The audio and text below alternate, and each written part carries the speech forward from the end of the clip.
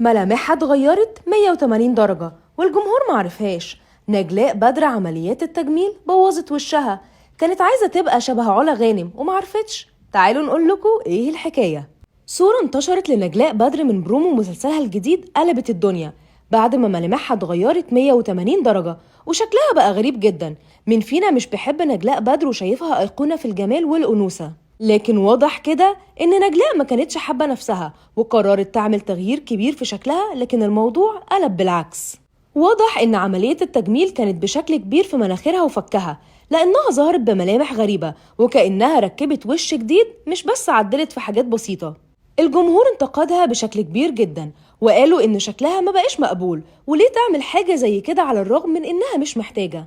وما بين الناس اللي خدت الموضوع بتريقة وقالت نجلاء بدر اتنصب عليها ودكتور التجميل بوظ وشها، والناس التانية اللي كانت بتدافع عنها وبتقول إنه أكيد ده مكياج مش عملية تجميل. في حاجة أغرب بكتير اتقال إنه نجلاء عملت العملية دي علشان خاطر تقرب من ملامح علا غانم شوية، واللي بتجمع ما بين الجراءة والأنوثة في نفس الوقت. طب ليه الناس بتقول كده؟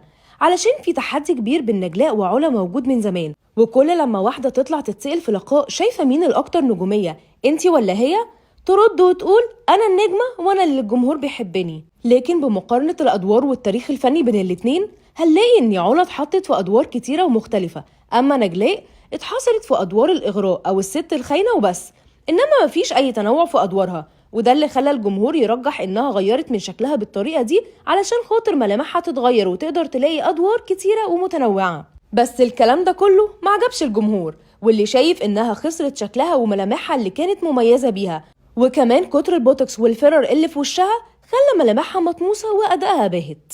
وفي ناس تانية بقى بتدافع عنها وشايفة إنه الفرق مش كبير للدرجة، وأي فنان في الدنيا بيعمل عمليات تجميل علشان يحافظ على شكله وشبابه. دلوقتي بقى جه دوركم تقولولنا، شايفين ملامح نجلاء فعلا اتغيرت وباظت ولا الفرق مش كبير؟ وهل الأول كانت أحلى ولا دلوقتي؟